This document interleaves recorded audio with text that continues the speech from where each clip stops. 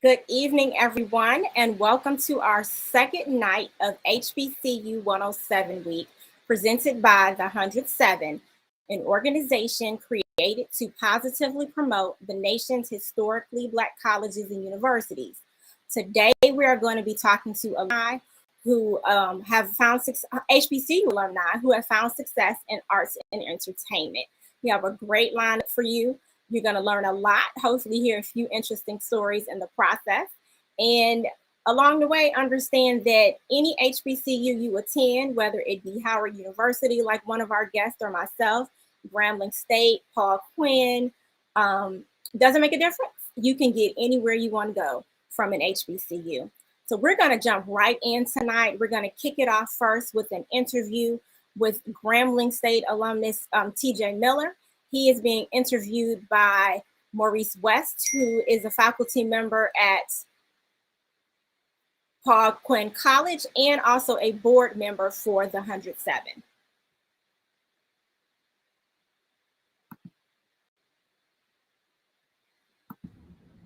Good evening.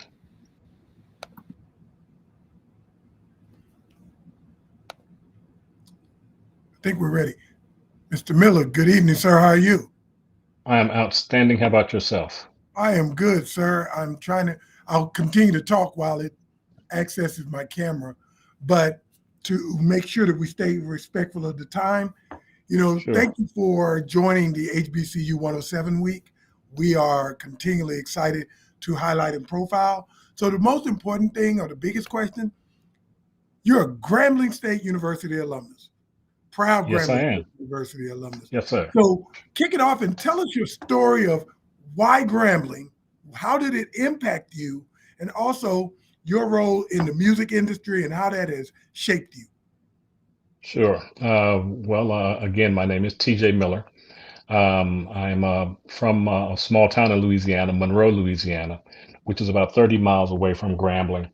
I went to a predominantly Black high school, Carroll, which at that time, they used to call us Baby Grambling. So a lot of us actually just kind of filtered our way to Grambling from Carroll. Um, and so, once I found myself there, I knew that I wanted to be in music initially. Growing up singing gospel and classical music, um, I found myself with a scholarship at Grambling and graduated with a degree in music. And it was interesting. I went from there to Tennessee State. So I went to two HBCUs. I went to Tennessee State for grad school, and while attending there, back then you had to, this was in the mid '80s. So back then you had to shop your demo tapes around, and we just got, a fraternity brother and myself. We decided, we were tired of shopping demo tapes, so we started our own record label in Nashville. Actually, historically stating that it was one of the first hip hop labels in Nashville back in '87. So from there, it just kind of, snowballed into the music bug bit me, and I've been there ever since. From Polygram to Motown, Capitol Records, Universal, Warner Brothers. So, I've been there for a while, and now I'm independent with my own company called Under the Hat, and so that's what we're doing now here in Dallas. Everyone loves to talk. While we've learned about your journey, let's take naturally a second. And, everyone wants to know about like the credibility of a person. Who have you worked with? What are those cool stories you've experienced? And why, after so many years, have you continued to be in the music industry? Naturally, you and I, we know that there are some ups and downs, but what Sure. has kept you in the music industry? Those people you've helped to transform their careers. Well, I'll tell you, this record is not for the faint of heart. This business is not for the faint of heart because it's got some very high highs and some extremely low lows. So, if anyone is out there thinking about doing this, just be ready and just get ready to work, and always have a secondary plan of attack to get where you're trying to go. Not necessarily a plan B to say, but just another way to get to where you're trying to go, if that makes sense. Right. For me, music is all I've really ever known. So I've tried to go outside of the industry, and it didn't fit me, and I didn't fit it. So I found myself back in music after so many years out of school from the '80s. After an extensive career, all the way up to vice president over at Warner Brothers, vice president at a Universal label. Then once there was a huge paradigm shift in the industry where physical goods went out, and it was all about streaming and downloading, and the digital divide came about. I, and along with a lot of other individuals, we found ourselves kind of out on the out. So I went back to school because I'm a huge believer in education. I'm a huge believer in continuing to sharpen your tool. So I went back to school. I got an MBA in digital marketing. Started my own company Under the Hat, which is a brand marketing and label services company. Because independent artists, they release product through independent distribution sources, but there's no marketing. So I found a niche. And once I found my niche, I just kind of attacked it, and that's where I am now. It's interesting. I'll put the college administrator dean's hat on for about 30 seconds, everyone. You heard him speak to what he did to get in the music industry. The colleges shaped him, molded him, Grambling State, Tennessee State. But he also transformed himself. He went out into the public sector and went into Fortune 150, Fortune 500 companies and developed some relationships out of it. Everything wasn't quite right. It wasn't quite wrong, but he took all of that to continue to move him in another space. And someone took my thought, and we'll share it. The MBA in digital marketing, because we're gonna shift. Why that, and how has it benefited you with your experience in the industry and digital marketing? The industry has basically turned into a digital marketing tech, business. Spotify holds the largest percent of market share where it pertains to streaming sales at about 33%. Literally, there are around the world, globally, there are about 60,000 pieces of product going into Spotify every day. Every day, 60,000 people are putting in product at Spotify. Now, Spotify runs the music industry, but Spotify is not a music company, it's a tech company. So the only way that I could stay relevant and that I could speak to with my, 1985 graduating self to someone who is 26, 27, 24, 23, 19, 17 is to be able to speak that language.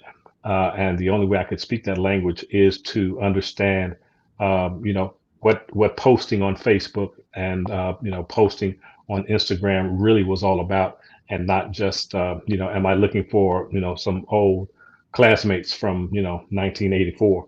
Gotcha. So I really needed to understand what all that was, what it meant, and I didn't want to be one of these old guys who's constantly finding some 19-year-old to say, "How do you do this on my phone, son?" So that's Yeah. one of the reasons why I went back. Right. Had to So stay relevant. we'll we've got a full lineup, but certainly we've agreed to some future talk. But I want to wrap this up with one very pertinent question, I believe, that speaks to the week. Why an HBCU for both those who are students interested, as well as a parent and thinking about and considering where to send their kids to college. Why an HBCU Sure. to you, and why HBCUs matter? HBCUs matter because that's the only time in your life that you are going to be a part of the majority. And not only are you a part of the majority, you are a part of an echelon that, because it's not a ubiquitous situation to where you are cast over here in a corner somewhere. You are among individuals who like-minded and and same people of color, so to say, who have come from every walk of life. Again, I'm from Monroe, Louisiana, but I was, with people from New York, from Chicago, from other experiences, people who have never been to, a school that was, predominantly Black. And that's all I ever knew, from elementary all the way through graduate school. So as far as, why an HBCU is because you can get everything that you can get anywhere else at an HBCU. Now, trust, you do need to do your research, and it has to be the right HBCU for you based on what it is you're looking to do. But, schools like, a Jackson State, schools like Bowie has a great art, program there. Jackson State has a music, program, not just music, but music business program. Florida A&M has a great film, program. So, the internet has allowed you to research things that I couldn't research on Britannica, encyclopedia, back when I was trying to get ready for school. So, an HBCU has everything that you are looking to be about, and it's the only 4, 5, maybe 8 years of your life that you're going to have the opportunity. And trust me, it is an opportunity to be around, a people of color, and people of color who are not only doing something at that time, but people who are going to be doing something later. People I went to school with now run radio stations, they run newspapers, they run things. And those are the people that I can pick up the phone and call now because we went to school together. We had experiences at Grambling or at Tennessee State. As a matter of fact, because I'm here because of one of my fraternity brothers at Tennessee State. So you can get everything, everything, everything. I don't care what it is you want. You can get everything you want from an HBCU. Wow. Let me welcome, thank, and also reintroduce, for those that joined in a little bit in the middle, Mr. TJ Miller, MBA, who is a brand executive, the owner of Under the Hat, which is, again, a phenomenal marketing and promotional business that when you get your time, go do research, find him on LinkedIn, find him in the social media settings, and continue to follow him and support him because he is a two-time HBCU graduate, Grambling State University and Tennessee State University. We thank you for your time this evening. We look forward Thank to you for having me. more and continue to join us at these conversations as we talk about Absolutely. the wonderful work of HBCUs. Ms. Jones? Absolutely. Thank you, gentlemen. Definitely loved hearing the story. TJ, I agree with what you said. Find the HBCU for you. I am a firm believer that there is an HBCU for everyone. It might not be Grambling. It might not be Paul Quinn. It might not be my beloved Howard University. But there is an HBCU for everyone. Just do the research. So I'm going to go ahead and close you all out. One of the great things about this week, and part of the work that I do, is helping you do the research so that you don't have to spend a lot of time trying to guess which HBCU is for you. So the 107's website, which you can visit by going to the 107hbcu.org, has a wealth of information available to you. Since we're talking about the arts today, there's some special features on the website that cover the arts. One is 20 top HBCU art programs. So if you are into visual arts, it highlights 20 programs that are outstanding. HBCU opera programs. So if those of you who are interested in music and opera is your thing, there are some HBCUs that have produced quite a few opera people who perform opera performers. And so you can go to an HBCU and pursue a career in opera. Music programs are also highlighted on the website, and For those of you who just love to look at art and enjoy art and study art, they're listing a highlight of some HBCU museums that have wonderful art collections. The majority of HBCUs have a gallery or art museum on their campus. So you should check them out when you get the opportunity, because the collections there are amazing. Hampton University actually has the oldest African-American museum in the country, and one of the oldest, if not the oldest, in the state of Virginia. So there are a lot of opportunities available for you in the art world at an HBCU.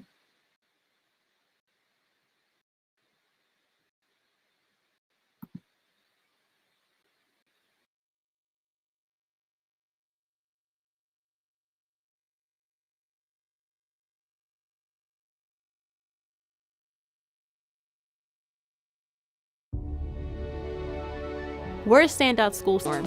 It's like an adopted family. You get that one-on-one relationship with your professor. You go to class, and even if you sit back and don't say anything, they're going to force something out of you because they care and they want to see you succeed. I'm fortunate and grateful and blessed that people here, they care about me. My name is Raynell Crenshaw. My major is applied science with a concentration of pre-medicine, and I'm a volleyball player.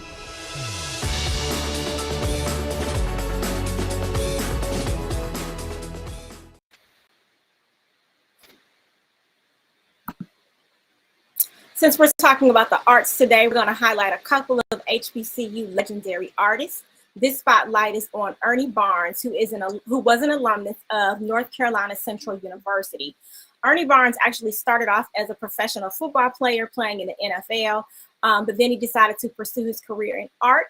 He's probably best known because of his artwork that he produced for that was used on the show Good Times, including the one that we would always see there, the Sugar Shack, which appeared on the show every episode and was the cover of a Marvin Gaye's album, I Want You. Now we're going to go into another interview that was actually pre-recorded, and it features Brandon McCall, who is an alumnus of Alabama State University. When HBCU alumni and the arts are discussed, typically the conversation tends to focus on a few schools. Howard, Florida A&M, Morehouse tend to dominate the conversation. But Alabama State University has recently started to make a name for itself in the arts. So can you basically give us a little bit of explanation of how you ended up at Alabama State University and what your experience was like there in their program?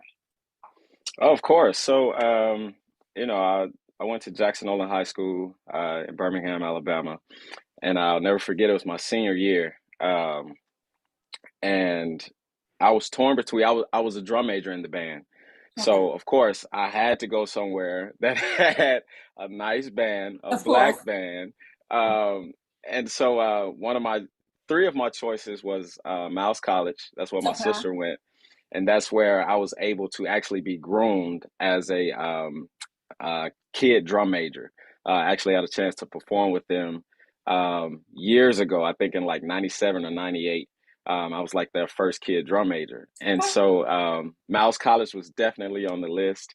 I also like Jackson State. I like the style of their drum majors and their band. And then, of course, there was Alabama State University, the Alabama State University. And so, but there were other choices that I had to make as far as my career. And in high school, my senior year, I was actually going to major in biology because I wanted to be a pediatrician. And I remember my ninth grade history teacher stopped me in the hallway, and she was like, "Hey, Mr. McCall, what do you want to do?" Oh, by this time, I've made my decision to go to Alabama State University. I had a scholarship, academic scholarship. I had a band scholarship, but also knew that they had a good program as far as a good medical program. And they were building it up, and biology was one of the main things that they were focusing on.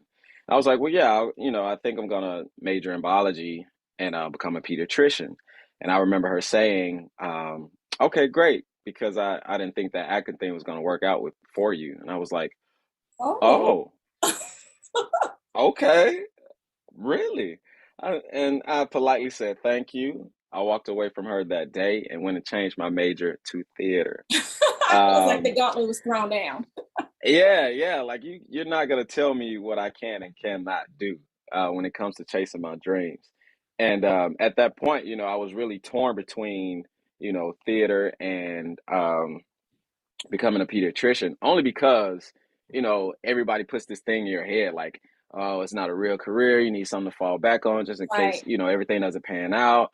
I was like, yo, my faith is too big for that. So I'm just gonna hit this ground running, and whatever I want to make happen is gonna happen. Whatever I believe in, whatever I put my faith in, it's gonna happen. And yeah, so I chose Alabama State because it was pretty much the only school that had everything that I needed. Okay.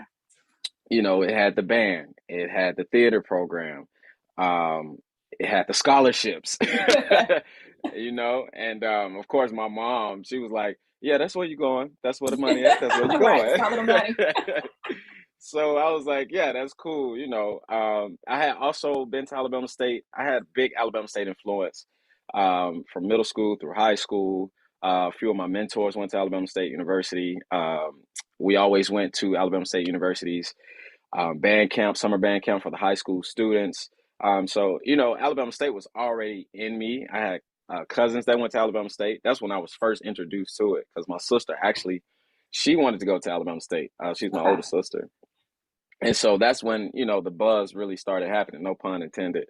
Um, that's when the buzz started happening. And I was like, okay, Alabama State. So all I knew was Miles and Alabama State at a very Okay. young age, and then of course, once I got into band, then I started recognizing Jackson State, Florida A&M, Right. all the big bands, Bethune-Cookman, like there were a lot of bands I was really looking at. I was like, okay, yeah, I just knew I didn't want to do the heel toe marching and all the concert music. Like, no, let's do some concert music. And after that, we got to get down. We got to Right. party. So, Hit on the side of the bumblebee. you know what I'm saying? But yeah, Alabama State, it had everything that I needed. So it was a no brainer for me that's where I belong and that's where I need to go. Okay.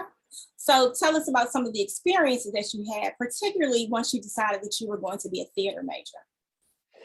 Um, my experience was different because I was so busy. Um, I was involved in so much. Band took a lot of my time. Mm. Um, so I stayed busy with the band and the theater. Of course, I had to keep my grades up. Mm. So I was busy there too. So I had to do a lot of time management. And that's one of the biggest things that really got me through school is managing my time. Mm. Um, of course, my mom was not playing, even in college, like she was not playing about my grades. And, I came from a household where, you know, a C is unacceptable. And so I had to maintain that, I had to maintain that through college as well. Now, granted, college it got a little hard, Uh-huh. I had a little something, something, Right, but, right. but, at the end of the day, I graduated, I had fun. Um, I was able to pledge Alpha Phi Alpha Fraternity Incorporated. Um, my experience was just it was lovely. The culture, you know what I mean?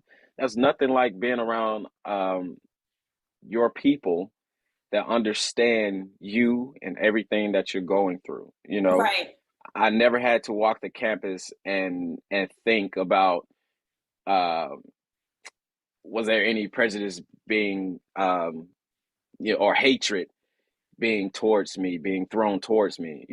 I never had to worry about that. I never had to worry about, um, oh, their skin color is going to get them ahead. I didn't have to Right. worry about those things.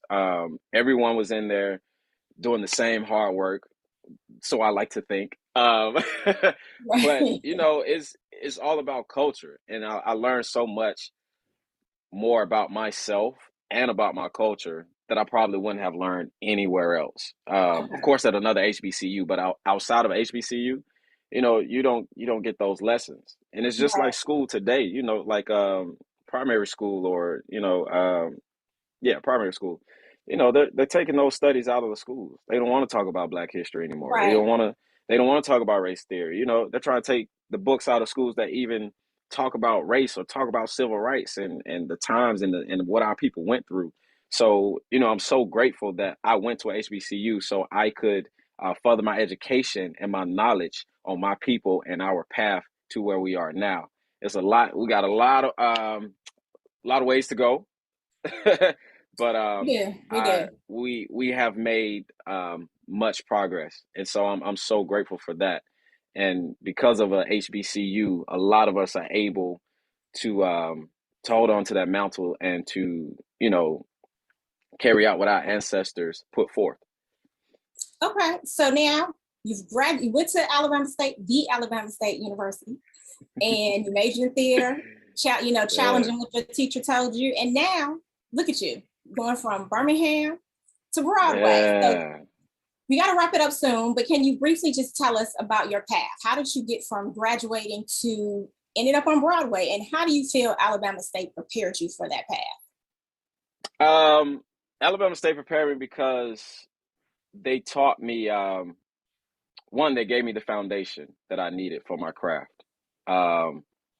We did a lot of theater, but in those moments, they taught us film acting, and what it's like. So I have to thank, of course, Dr. Tonia Stewart.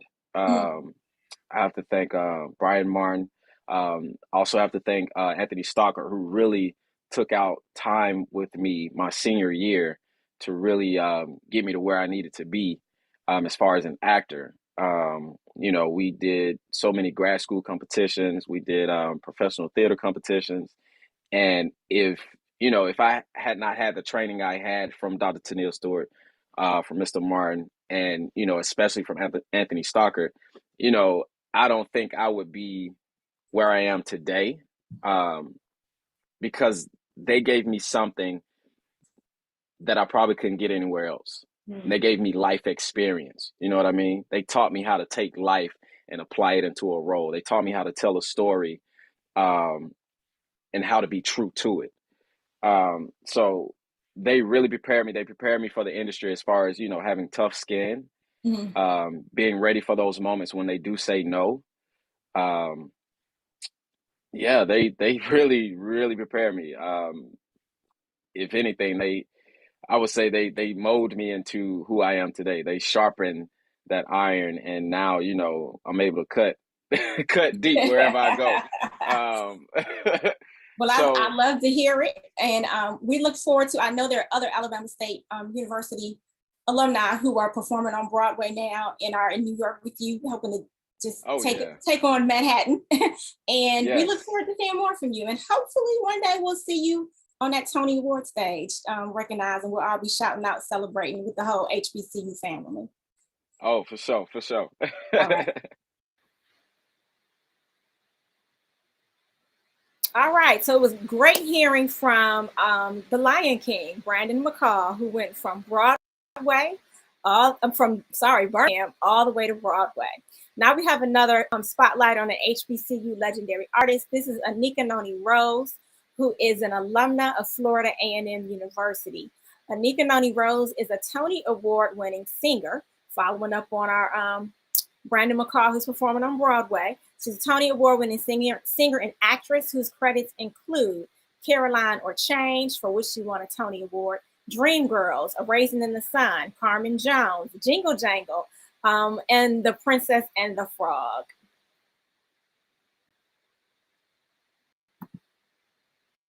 Welcome to Howard University.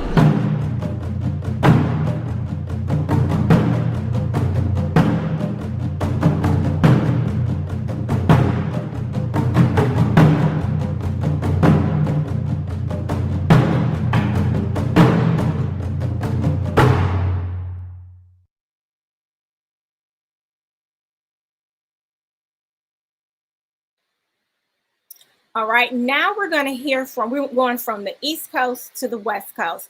We are going to hear from Howard University alumnus Dallas Jackson, who is a writer and director, and he is going to be interviewed by Lydia Brown, who is a student at Wiley College. And as I mentioned yesterday, for those of you who were following along, Lydia is a member of the Great Debaters debate team from Wiley College.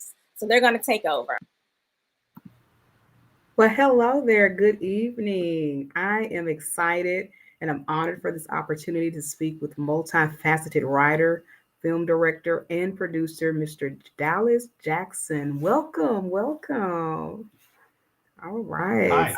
Hi there. So Can you see me okay? Is everything good technically? It is. I can see you and I can hear you loud and clear. Can you hear me? Perfect. Perfect. I cannot see you, but I can hear you fine. So as long as you can see me, I'm good to go. Okay. Well, I don't know why you can't see me. Let me click this again just in case. Okay. What about now? Okay. Can you see me now? No, still can't see me. Okay. But it's fine. I can hear you. That's all that matters. No problem. I'm going to keep the party going here. All right. So, Mr. Jackson is a graduate of the Howard University, where he obtained his bachelor's degree in 1994. So, Mr. Jackson, time is of the essence. So, let's hop right into the questions. Let's take a trip down memory lane, if you would. Tell us about your HBCU experience at Howard in the 90s. Well, first of all, I went to Howard because of two things: A Different World, the sitcom at the time, and Spike Lee's movie School Days. Yeah. And I had never been to the East Coast. I grew up, born and raised in Denver, and just basically got dropped off at Howard. I didn't have, our parents didn't have money for a tour, and it changed my life. I got experience to meet people from the East Coast, meet people from down south. I heard the brothers say that it was something where he felt enclosed or encompassed around his own people. Yes. And didn't have to worry about certain things, racism, prejudice. I feel that same sentiment.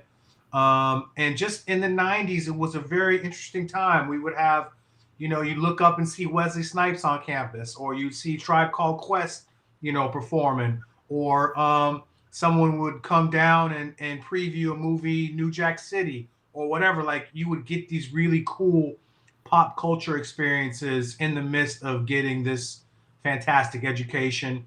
And I made friends for life from there. Marlon Wayans and I lived in Drew together. He's still one of my brother's best friends to this day. My brothers from Drew Hall, I'm still tight with. And even in my community now, industry-wise, Anthony Anderson and I are tight. And there's a few other Howard graduates in the business, and all stemmed from, our time together at Howard. Awesome. Awesome. A lot of times people tend to think that attending an HBCU equates to having a smaller experience. And most people don't know that HBCUs have some of the greatest talent that come from all over the globe. And Mr. Jackson, you've worked on all sorts of projects, from Columbia University to Netflix to Stars. How did Howard prepare you for those transitions in your career that elevated you to where you are now? Well, Howard had a film and television program, and that was one of the big reasons I wanted to go. Spike Lee and Robert Townsend were heroes of mine. Spike Lee went to Morehouse, and there was a film program there, and then there was the legend of Robert Townsend and him making a movie off his credit card. So when I went to Howard, I majored in TV and film, but I also got a chance to intern at BET and make short student films. And so when I got to Los Angeles, I connected with another Howard University graduate, Ken Rance. And because he and I wrote sketch and were campus pals together at Howard, we decided to write a movie together. And we wrote our first movie called Scary Dates. And we got a manager whose name was Topper Carew. He was a Howard graduate. So the HBCU connection was strong. Howard's connection was strong. And Topper helped us sell our first script to 20th Century Fox. And that allowed me and Ken Rance to join the Writers Guild of America, be official screenwriters. And it was all, because of our time spent and our bond from Howard. And that just led to other screenplays getting sold and me having the opportunity to eventually direct a movie. I met John Singleton, and he and I bonded, and he actually told me he wished he went to Howard as much as he loved Really? USC. Um, That. he missed having that HBCU connection, and he turned me into a director. And I got to direct my first movie in 2017 for Blumhouse called Thriller. It's on Netflix now. But that was all a journey that started from me connecting with fellow minds at Howard, and also gaining representation in Los Angeles from a Howard graduate. Awesome, awesome. Now you mentioned John Singleton, one of my favorite directors of all time. Just really love him, and he rest in peace. But now we Rest know in power, absolutely. rest in power for sure. Now we both can agree how critical and crucial it is for Black students to see those type of roles, directing and producing, and see that they exist. And I just want to ask, why is it important to you to provide that level of inspiration? Um, I had someone inspire me. I had Spike Lee, who went to an HBCU.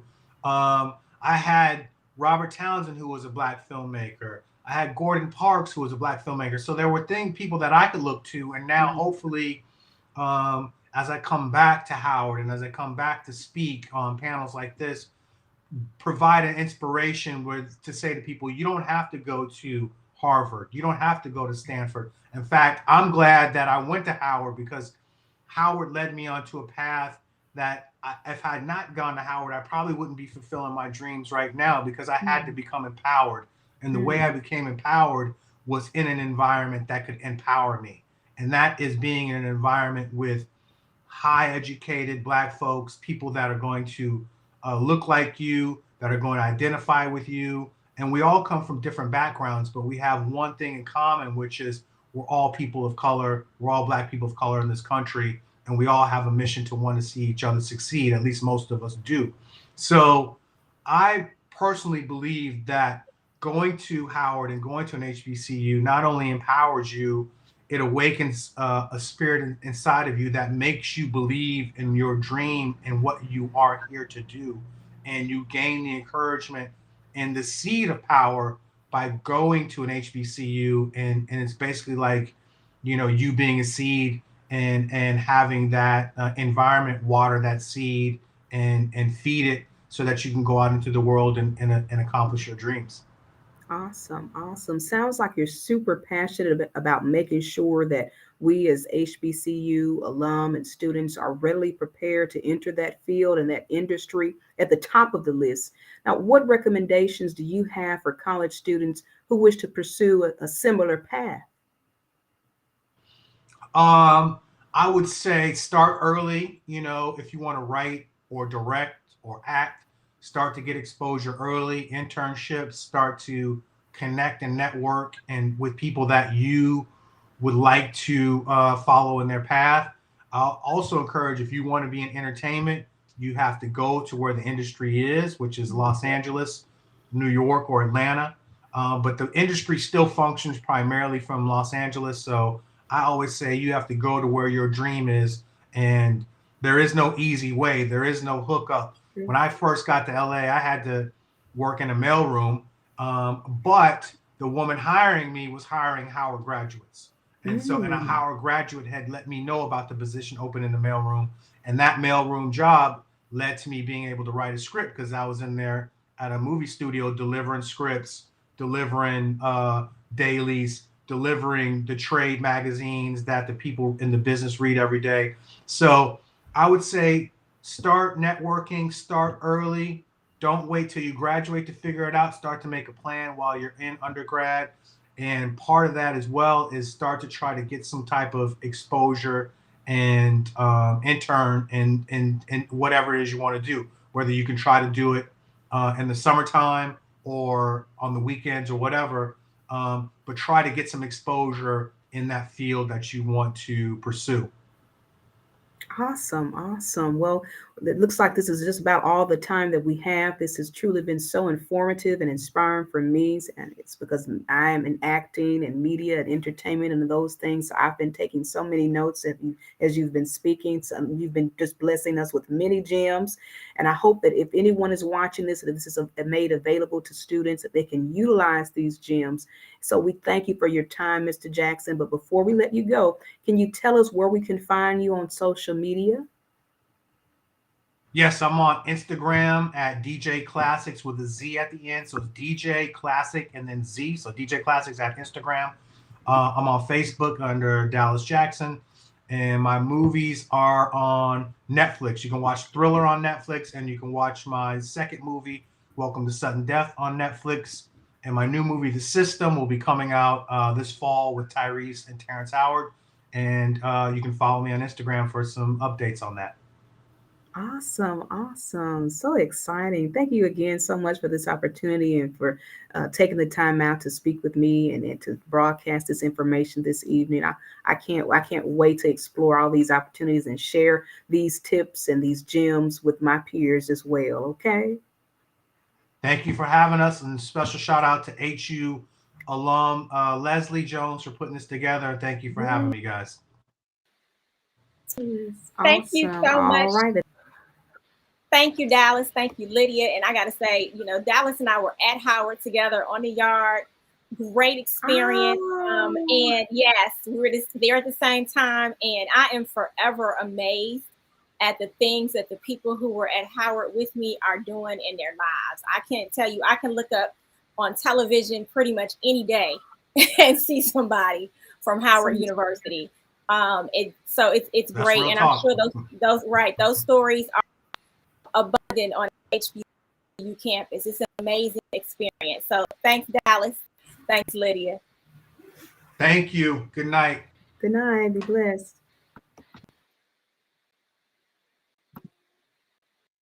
Gold has a special meaning at Norfolk State University. It exemplifies knowledge, hard work, perseverance, and striving towards success. Since 1935, Spartans have walked these grounds ready to take on the challenges of the times, transform lives, and realize dreams. We are a state-of-the-art institution, preparing students to take on the modern world with innovative coursework, experiential learning, and cutting-edge degrees. NSU offers 31 bachelor's degree programs, 15 master's degree programs, and 3 doctoral programs in fields such as cybersecurity, electronic engineering, business, social work, cyber psychology, nursing, computer science, optical engineering, theater arts, and health services management. This is our time, and it's your time to consider one of Virginia's most affordable 4-year universities. At NSU, we see the future in you. The green and gold tradition continues.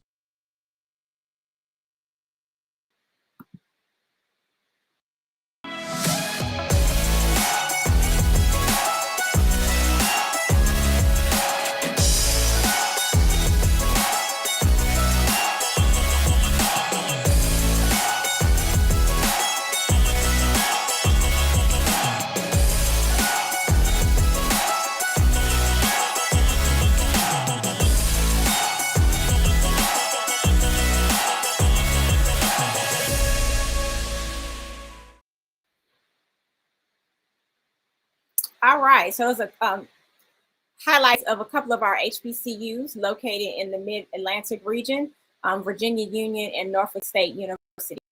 We're going to pause for a second. We're going to be bringing in one of our guests is having a little trouble, but we're going to switch our schedule up slightly.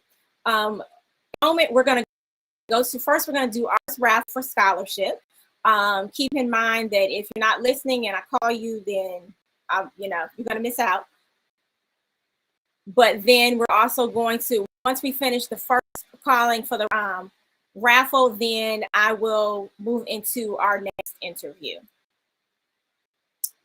So if you were registered for the week and you registered by 9 o'clock, then I have your information. And I'm going to do it's basically a raffle, all the numbers for your registration entered on the computer. And so I'm going to shuffle it. And the computer is going to pick a number that goes with the person.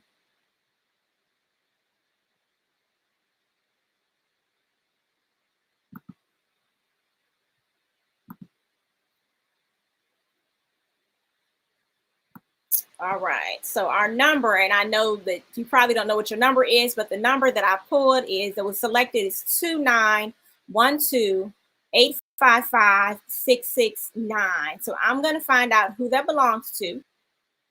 Hopefully you're listening. If not, somebody listening hopefully knows you, so they can call you.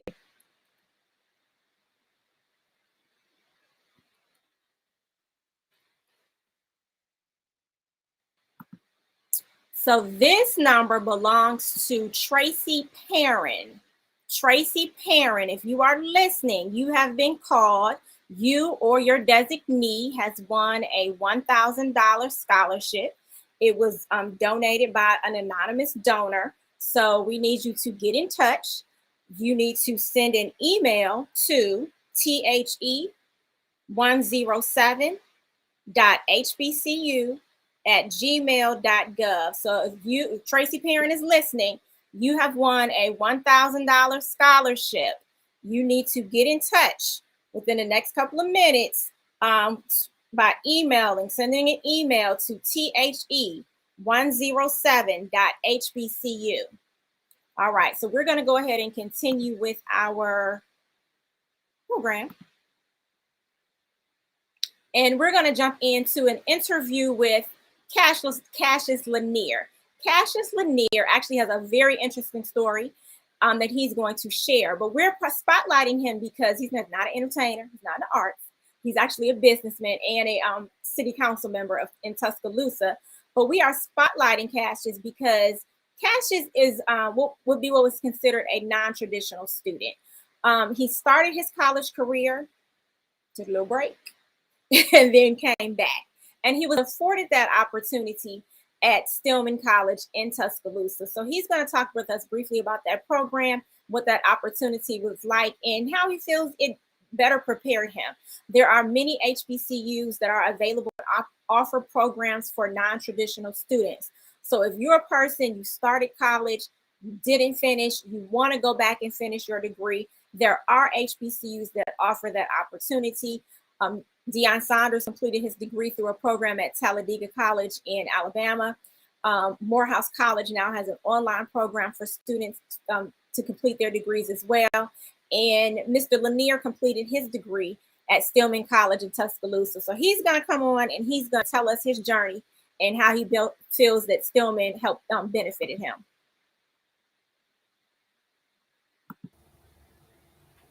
All right, Cassius, thank you so much for joining us this evening and being flexible. Thanks for having me. We had a little change up, but yeah. So I want you to just jump right in and tell us your journey, how you went from being, coming out of high school, got started, paused, came back to it, and what it meant to you to have that opportunity to finish your degree at Stillman.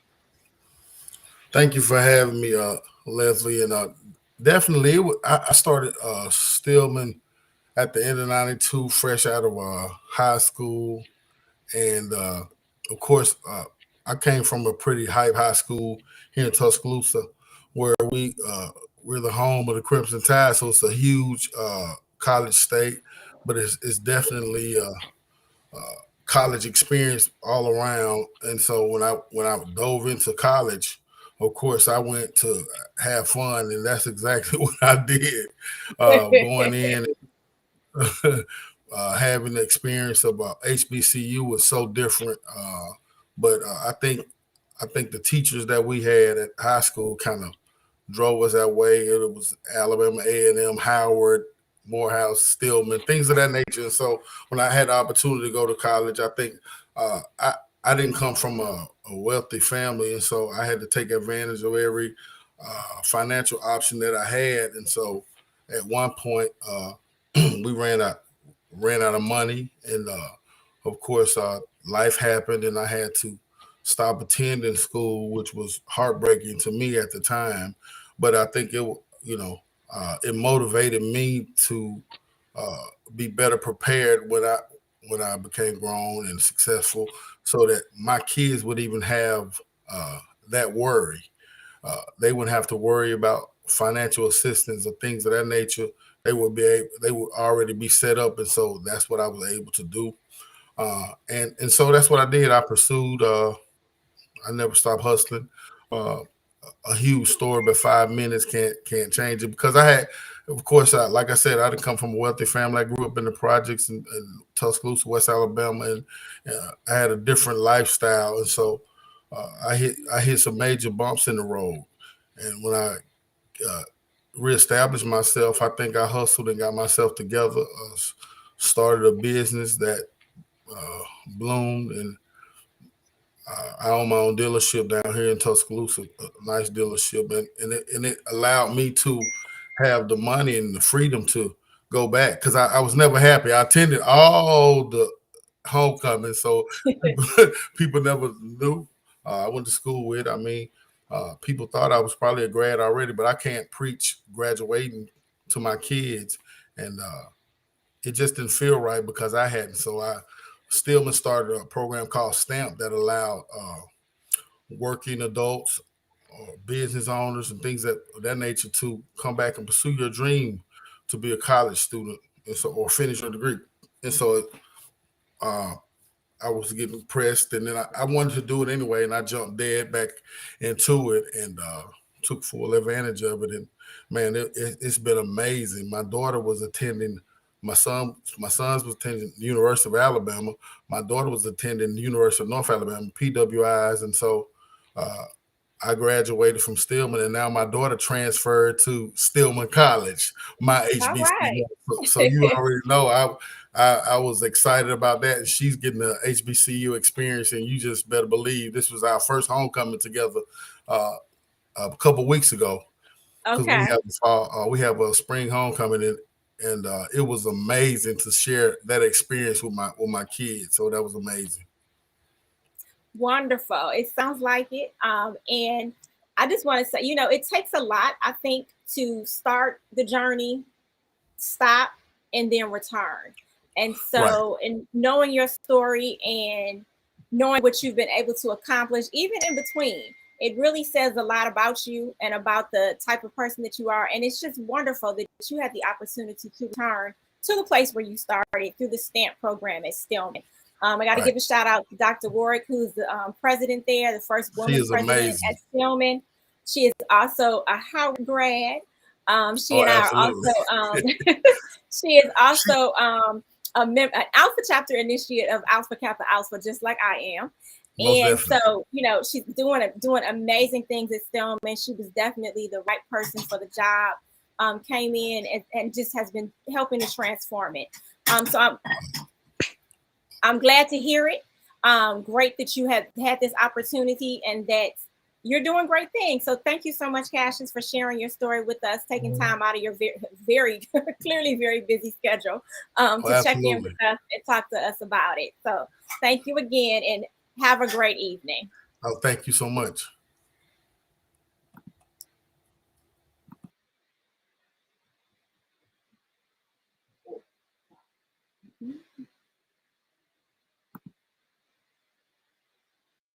For more than 150 years, Morgan State University has positioned its graduates to grow the future and lead the world. Morgan students receive a world-class education, engage in meaningful research, and uplift their communities. Over 126 programs conveniently available online or on Morgan's beautiful campus. Designated the national treasure, there's something for everyone. Pursue your purpose, progress in your passions, achieve the promise of career fulfillment. Your Morgan experience awaits. Choose Morgan. All right, so we have one more interview that we're going to be doing, actually two, but I want to go back and do our raffle again because Ms. Perrin has not checked in with us. So we're going to have to go again and select another person.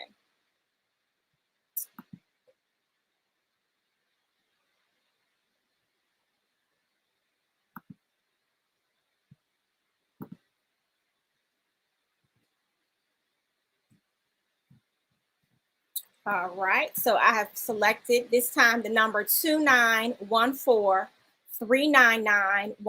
And I will tell you who that belongs to in a second.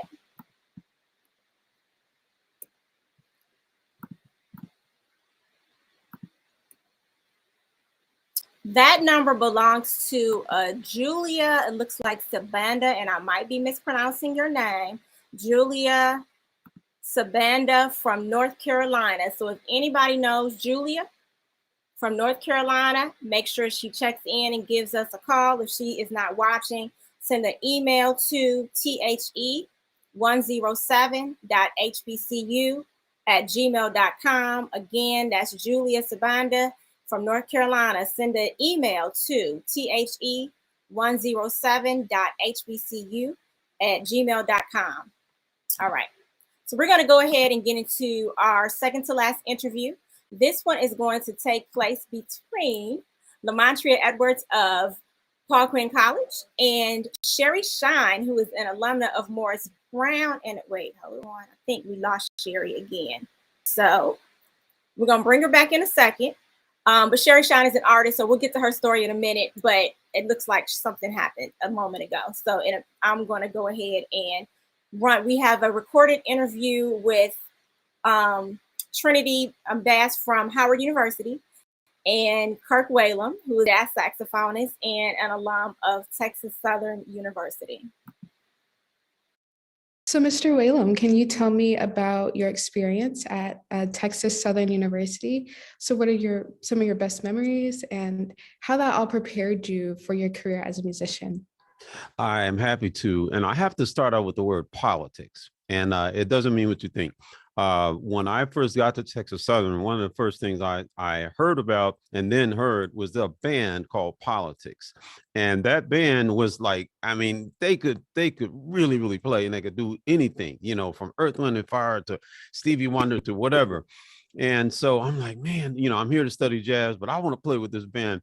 And so long story short, I got a chance to play with Politics. They asked me to be a part of the band, and it was kind of like a, it's one of those things that signified more than it may seem to the average person. It's like, wow, I'm kind of in the big time, in the big league. And that wasn't true, but it felt like it. And so as it turns out, the members of that band from Texas Southern University, and I'll make a point about this, went on to do some amazing things, including touring internationally as opera singers. Two of the musicians are now internationally acclaimed opera singers. Go figure that, right? Out of a kind of a funk band. But the fact that Texas Southern, as is the case with many HBCUs, Texas Southern was the cradle of so much greatness in the music area in particular. In the jazz world, the Crusaders, the Jazz Crusaders, that's Joe Sample, Wilton Felder, people like Hubert and Ronnie Laws, like the Laws family, Eloise Laws. You could go and find a whole lot of greatness that came out of that school, musically and sports and in academics. Barbara Jordan, so many incredible people. So yeah, it started out with Politics, and I'm pretty excited about it. Awesome. And I think we can say that you are one of those great musicians who came out of Texas Southern University. You've performed with the likes of Barbra Streisand, Luther Vandross, Quincy Jones, and most notably, the wonderful Whitney Houston. So I would just want to know, what was it like performing and recording with those artists? And what are some of your other biggest moments as a saxophonist? Well, I think, it would be a little boring of me to go back through the list and talk about what it was like to play. It was awesome, right? But I'm going to tell you a quick story. Here's a vignette. I was touring with Whitney Houston. We were in, we just left Oslo. Now we're in, Barcelona. And in Barcelona, there's the best seafood arguably in the world. We went to an incredible seafood restaurant, but Whitney wasn't with us.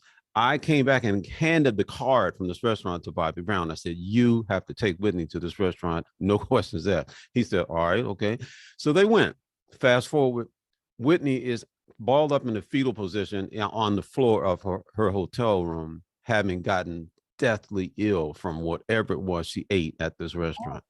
40,000 people plus never got to see Whitney Houston sing at that time. And I think for years, I think it was some years after that those people with tickets never got to see her. And I remember that as an example of the things that can happen on the road that you don't get to hear about. But I love her so much, and playing at her funeral was just it was such a life moment for me. I'll never ever forget it. Wow, that's truly a blessing. And for our last question today, what is your advice that you would give to other HBCU students who are pursuing a career in either performance or music, and to all HBCU students in a general sense? Yes, believe beyond the boundaries. Believe beyond the boundaries. That's so very important. And you have precedent to do that at HBCUs. The history books are full, overflowing with HBCU graduates and folks who went to HBCUs and didn't graduate, but still went on to greatness because they dared to believe beyond the boundaries. And there's something intrepid about it. And at the time, it feels kind of wacky because you're like, man, am I wasting my time? I'm people out there working in the tech sector, they don't have a degree, blah, blah, blah, blah, blah. You know what? Finish that degree and go on and inspire somebody else to do something awesome. Thank you so much. That was great advice. And I truly also needed to hear that as an HBCU student. So thank you so much for being with us today and for sharing all of your wisdom and all of your experiences. It was a joy speaking with you. Thank you so much. Same here, Trinity. Best to you. Thank you. All right, that was great. A very interesting story from Kurt Whalum about traveling with Whitney Houston and Bobby Brown. And of course, great advice from him on finishing your degree and just about the journey that he had to becoming a successful jazz musician. Next, we are going to hear from visual artist, Sherry Shine, who is an alumna of Morris Brown College. And she is going to be interviewed by Lamontria Edwards, who is a student at Paul Quinn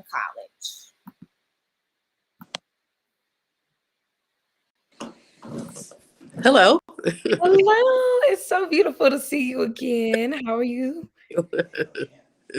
Yes, ma'am. Okay, so they've look, she's already done our beautiful introduction. So hello, everyone. My name is Lamontria Edwards. Miss Sherry, would you introduce yourself? Yes, my name is Sherry Shine, and I'm a fiber artist. Yes, I love it. Look, it makes me want to snap my fingers. So I just want to dive right in. So you've already said that you were just introduced that you were an alumni of Morris Brown College in Atlanta, Georgia. I just want to start off by expressing what was your experience during that time? It was awesome. I met lots of great people, and we talked about this a little bit. I'm still friends 30 years later with some of those wonderful people that I met there, and we are all connected and, talk to each other and chat with each other actually on a regular basis. So I think that you can definitely build relationships, lasting relationships, at an HBCU. Wonderful place to be. Yes, ma'am. And I so enjoyed that. And I would love for you to share how long, what is your longest friendship with your girlfriends? Yeah, so there is roughly about 10 of us, and it's we've been friends for like 30 plus years. So a good long hearty relationship. We get together, we've committed now to seeing each other at least once out of the year. Most of us can make it to that. Like I said, some of us travel or fly in to just, check in with each other, see each other face to face, break bread together, talk about old times, Yes. how we were on campus and all those kinds of things. So I just had a great time at Morris Brown. I have really fond memories of that place, definitely. Yes, ma'am. And so I would love for you to share. I think this is really, really interesting. What did you major in when you attended Morris Brown College? So it was business communications, but after I left school, I just ran an errand with a friend, and My friend's aunt was a quilter, and I just fell in love with quilting. And she said, Sherry, if you buy a $99 sewing machine, because machines were $99 at the time, she said, I'll teach you how to quilt. And so she taught me all of the basics, measuring, cutting, all of those kinds of things. And I just fell in love with it and never looked back. Yeah. That is amazing. That is amazing. It's so important, exposure and being in different environments. You never know what you'll see and what you'll receive. So I want to also ask you, where are some of your quilts? I know we talked earlier about them being across the country, but could you share some specific places that people can find some of your quilts? So I just finished a show at the Morris Museum. It was a group exhibit, and I had 3 pieces in that show. I'm in the permanent collection of Michigan State Museum. I work with one of the largest African American galleries in the country, ENS Gallery, and they are located in Louisville, Kentucky. And there are a few Congress people and doctors whose private collections that my work is also in. Yes, ma'am. That is amazing. It's very rare how I want to point out how you went and finished and got your degree in business, and then now you are spending the rest of your life enjoying your time quilting. Like that is a phenomenal story. And so I want to talk about what are some feelings that you feel during your time of quilting. Is it therapeutic for you? Do you come up with like what inspires you as you're quilting? Are you inspired? I just want to know, what is your experience while you're quilting? Yeah, so we talked about that a little bit. I love telling stories of the African diaspora through my quilts. And, even though the art part of it is fun, behind the scenes, it is a business. I have to think about so many different things in terms of continuing to generate interest in my work, Yes. um, continuing to find collectors who want to collect my work. Um, and so I do think that some of my HBCU experience, has helped me with those kinds of things now. Um, of course, I think sometimes when you're in school, you don't think what you're learning may come into play. But all I Mm. say is that, you never know when you're going to need to pull it out of your bag of tricks, or your bag of tools to use, in your future. So yeah, I think, negotiating a contract or contracts. So a lot of things that I did learn have become the foundation of how I do business now in the Mm. art. So yeah.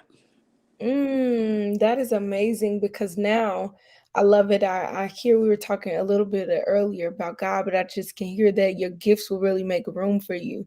And so Mhm. you got the business skills that you needed, and now you were able to apply that to do what you were called to do and share those stories. So that is phenomenal, Miss Sherry. And then I want to ask you too, what is your best HBCU experience that you could describe for the audience? So I had some folks at school I had joined because I was from New York, and we sort of made a little club. And this little club, we wanted to show that we were, even though we were in Atlanta, we wanted to show that we were proud New Yorkers and that we were happy to be in Atlanta. And so we came up with the idea of let's design some sweatshirts.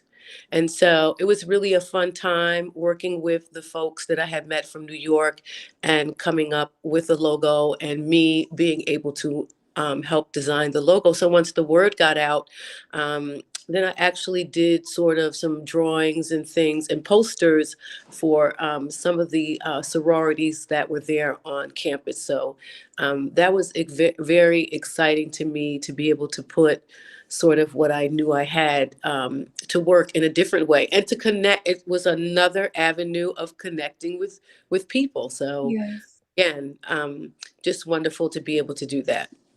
Oh, wow. That is phenomenal. I think that is an amazing way for us to end our night. I want to just leave these jewels with our audience is that one, we talked about being able to build relationships during your HBCU experience. And we also talked about what it's like, how business and principal skills can teach you how to take your HBCU experience further. Ms. Sherry, could you tell the audience where they can find you on social media? Yeah, so I do a lot of posting on Instagram. So it's shine_fiber art. And I'm also on Facebook. So if you look up Sherry Shine, I'll pop up there as well. Awesome. Well, it has been a pleasure having you on 107 HBCU Week. And my name is Lamontria Edwards. And thank you all so much for tuning in with us this evening. Yes, it was a pleasure. Thank you for inviting me. Yes. Thank you for sharing your story with us, Sherry, and Lamontria for taking the time out to talk to her about it. I got to comment about two things.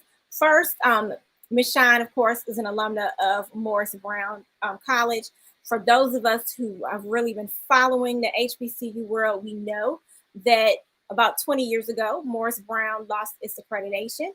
But we also know that thanks to President Dr. Kevin James, who is along with their board and the staff at Morris Brown College, who have been working very, very hard. They became a candidate for accreditation last year, and students are coming back to the campus, and what they call hashtag the hard reset has occurred. So we are excited for that. I also want to add that I am the fortunate owner of a piece of art created by Miss Shine. It was a surprise gift from my husband for me. We were on vacation, and we know Walter Shannon, who owns the art gallery in Kentucky. My husband saw him at a show and talked to him. And Christmas time, this box showed up with this beautiful piece of work that is now hanging on the wall in my living room. So those of you, if you love artwork, you love Black art, definitely check out Sherry Shine. Go Google E&S Gallery in Kentucky. You will find a lot of her work there. Amazing. My husband said we should have bought like 3 when he bought it because your stuff sells out so fast. So, so we are blessed to have one of your works. So thank you so much. You all have a great evening. Thank you. You too. Appreciate it. All right. So 2 things before we get into our final interview this evening. I have not heard from my second person. So we're going to try one more thing. I know there's some people watching because I see it on the screen. I don't know who you are, unfortunately. So because this donor has given $1,000 for a scholarship, and we want to make sure it is given away. For those of you who are watching, unless you are a board member of the 107, then the first person who is registered that sends me an email is going to be awarded this $1,000 scholarship. If you are not in school or getting ready to go to school, it will be presented to your designee. So it might, if you're a parent, you have a child, if you're, cousin, somebody that needs money for school, then we'll do it that way. But send an email to the the107.hbcu@gmail.com. Again, send an email to the1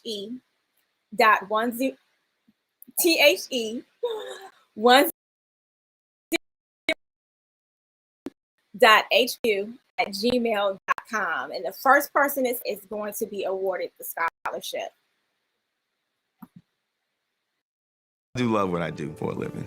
I never dreamed that having this career was possible until I came to UDC. I met a professor when I decided to finish up my degree program. She told me, hey, why don't you go and intern on Capitol Hill? The internship led to being a staffer. I would have never been opened up to that opportunity if that professor would have never urged me and said, I see something in you. My UDC experience changed my life. UDC helped me find my possible. Find your possible. Visit udc.edu/possible to learn more. All right, so we're going to close out our evening by talking to a student. So everybody else we've been talking to so far have been alumni. They've already graduated, started on their professional journey. But we have the pleasure this evening to talk to Prairie View A&M students, Journey Carter. And Journey's going to talk to us briefly about what she's been working on recently. and we can learn more about how we can support her in her process, in her journey. So in Journey's, we can be all involved in Journey's journey. So first, Journey, we hear the term triple threat all the time. We're talking about entertainers. And really, in some ways, that is you. It might not be in terms of singing and dancing, but you have a lot going on, right? You started you have a clothing line, you have an IMDb page, and I checked it out. My daughter and I, you've been on Netflix Family Reunion, which my daughter and I love to watch. You were also in the New Edition story, among other things. And I can't tell you, I grew up on New Edition. I am a fan for life. So the fact that you were in the story, love it. But tell us about what you're doing. And also, before you even jump into that, looking at the opportunities that you have and the things that you're doing, what made you decide to even enroll in an HBCU in the first place? Hey everyone. I'm Journey. And what made me want to enroll in an HBCU was my want to be more cultured. I grew up in the suburbs, so I grew up around a lot of different type of people. So I wanted to have an education that was surrounded by the same type of support system, my people, people that I could relate to. So that's where the idea came from to go to an HBCU. Plus, I just wanted to. I wanted the experience. Yeah. What was your second question? I forgot. Oh, just in general, what made you decide to go to, we'll get to the next part, but what made you decide to go to an HBCU? Because a lot of times people think, oh, well, you're already on television, you're already in movies, you're already doing these things. Why go to college? And obviously there's an experience there that you can benefit from. I'm not sure if you were able to hear because I know you were coming from someplace else before you jumped in with us. The interview with Kirk Whalum, and he talked about the importance of still finishing your degree. And when we were offline with Kirk Whalum, one of the things we talked about was the fact that Megan Thee Stallion, who, as we all know, has made it, at least in terms of her career, doing big things, but she still took the time to finish her degree. So there is, there's a value in it, but everyone doesn't see it. Now, after that, you're enrolled in school, but you're still continuing to do some things. So tell us about your clothing collection and about your pop-up shop. Journey has a pop-up shop that's about to end that's in the Beverly Center in LA. So tell us about that. Well, I'm a designer. I design streetwear fashion, and I started this when I was 12. It originally started with hair pieces for little girls with cancer. And as I got older, the business grew with me. So my style changed, who I was changed. So I got more into sweatshirts and sweatpants and t-shirts, and that's where I am now. Actually sitting in the back of my store now, and the whole process, having to pop up, having to, be a store owner at such a young age, it's surreal. Like I be sitting back in the store not even knowing, like it's hard to just take in when so much is moving at once. But I will say that I'm grateful and I love this opportunity. It's a great opportunity. And I pretty much created, the business started with it's okay to be different. And I made that because when I was younger, I had I struggled with loving my skin, loving my 4C hair. I struggled with knowing who I was. So as I got older, I made different. Different came from the heart. Different came from trying to get people who don't understand that whatever makes them unique, whatever makes them weird or whatever seems like it's not the ordinary is beautiful. There's beauty in that, and you should embrace that. You should embrace everything about yourself because you don't want to hold in your truth. Truth is beauty, truth is freedom. So that's where different and my newest collection, Where Not the Same, is coming from a soft place in my heart, and it goes out to everyone, every somebody who feels like they're weird or they're different. I love that. And I can tell you, I think most people, particularly teenagers, have gone through a phase where they feel as if not only everybody's different, of course, but not only are they, but they're too different. They're too different to fit in, or they're weird. And so it makes them very uncomfortable. And so it's great that you're helping people to embrace the fact that there's nothing wrong with being weird, be who you are, celebrate who you are. So tell us about the pop-up shop, how it's been going, and then tell us what your next move is. The pop-up shop has been going very well. We were actually supposed to be here October to December of 2021, and they extended us to October to March of 2022 this year. And we are actually looking forward to a new extension. So the store is going great. Everything is good. We're actually having our Giving Key collab. I have my Giving Keys. We made Giving Keys this jewelry collection. So Different did a collab with them. If you're in LA, come by and get your Giving Keys.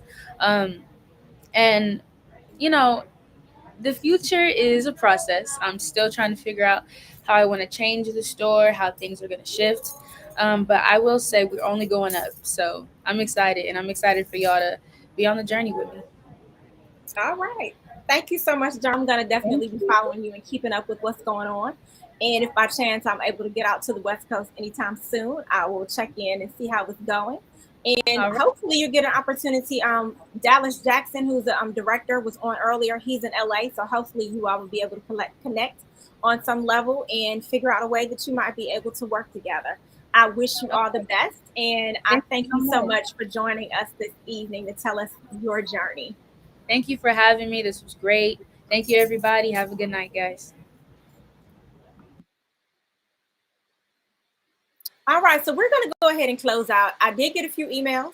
I haven't had a chance to check everything yet, but um, you will get a notification one way or the other if yours was the first email and you were registered, what the next steps are for the scholarship. And if you were not the first person to send the email in, you'll still get a notification too, so you know about that. Thank you so much for joining us this evening, and we look forward to connecting with you tomorrow, where we talk to HBCU alumni who are in the communications fields.